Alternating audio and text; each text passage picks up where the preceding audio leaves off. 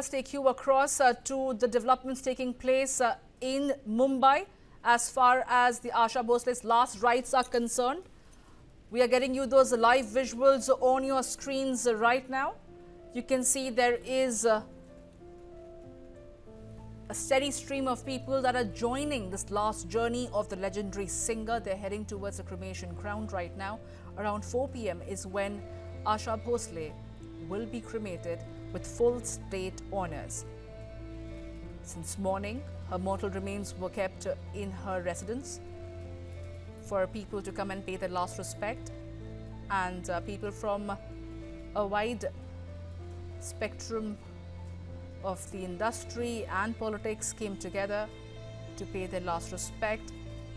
She has, in her career spanning over 70 years, sang for actresses over generations, all of them fondly remembering Asha Bhosle and remembering her not only for the voice that will forever be eternally remembered, but for the person that she was.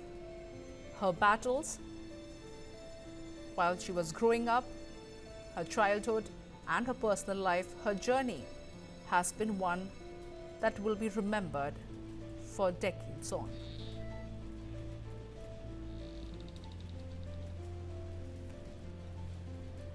Asha Bhosle's journey was not an easy one. She was one of the three sisters as far as Asha Bhosle and Lata Mangeshkar is concerned. But she made a space for herself. She created a niche for herself. She wasn't really initially touted to be the perfect voice, but she went on to show the kind of a range that she had to offer. From Bollywood playbacks to ghazals to dance musics to cabarets, she did it all, and she did it all with elan, with style. And she had a unique voice, the rendition that she offered to all the songs, the sheer choice of the songs. She was one of those favorites of the music composers. They preferred Asha Bhosle because she often gave roaring success. Even if she rendered her voice to one of the songs in a Bollywood movie, that ended up becoming the big hit. And over the period of time, she never let age define her craft. She constantly reinvented herself. She worked with new artists. She worked with new music composers, and each time around surprised the audience and people at large. Starting from Naya Daur back in the day in 1957 to until recently, rendering her voice to actresses who were fairly younger.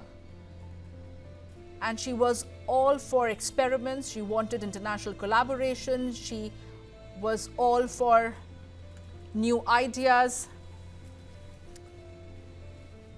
My colleague Sudha Sadanand is joining me right now.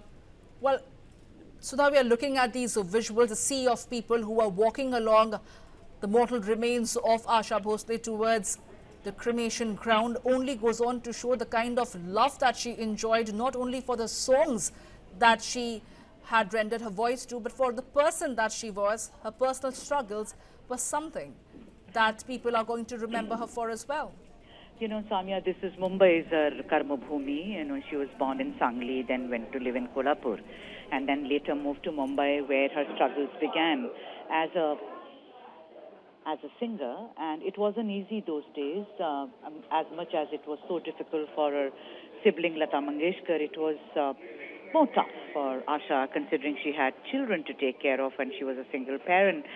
And it was not easy for her to traverse that world, which was alien to her, although both the sisters had excellent training under the tutelage of their father, Pandit Dinanath Mangeshkar. But the point is, to meander through the world of cinema was not easy at all.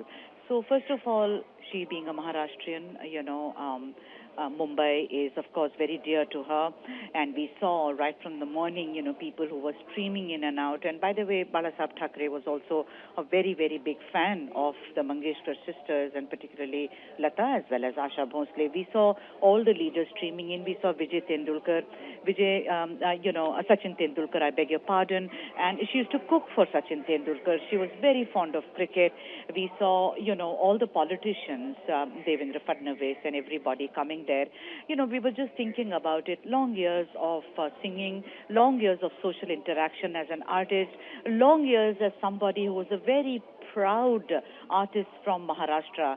So the Sea of Pouring absolutely is a tribute to one of the last who was standing, and now the era has come to an end, Samia.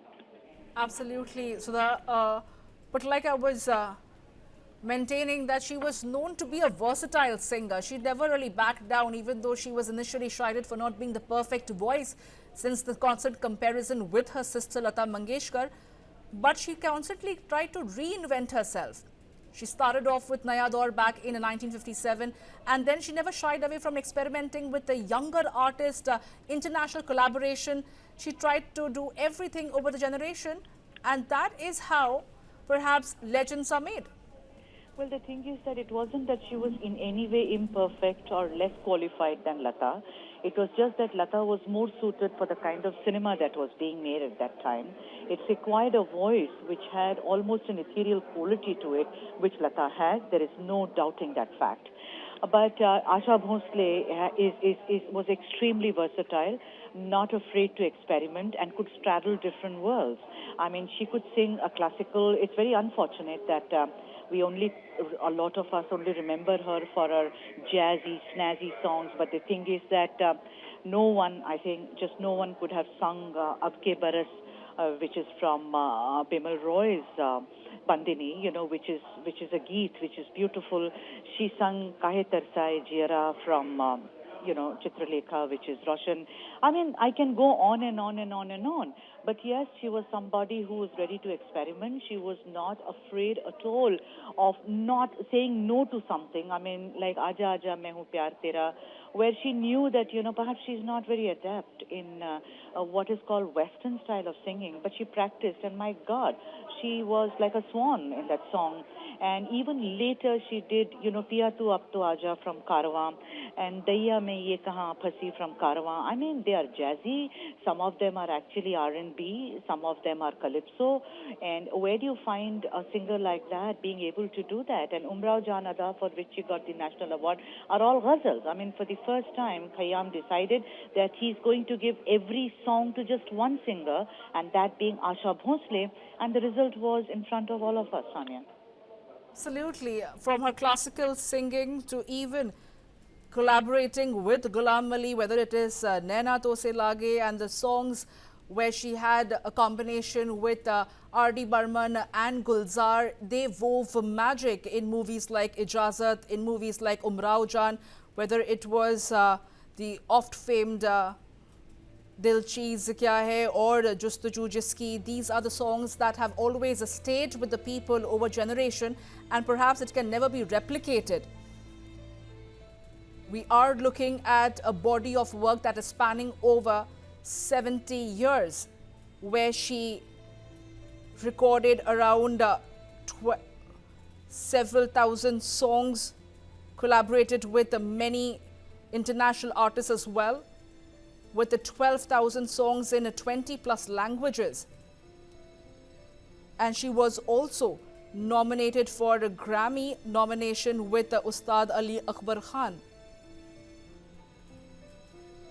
And until very late in her life, she did wanted to enjoy a drink.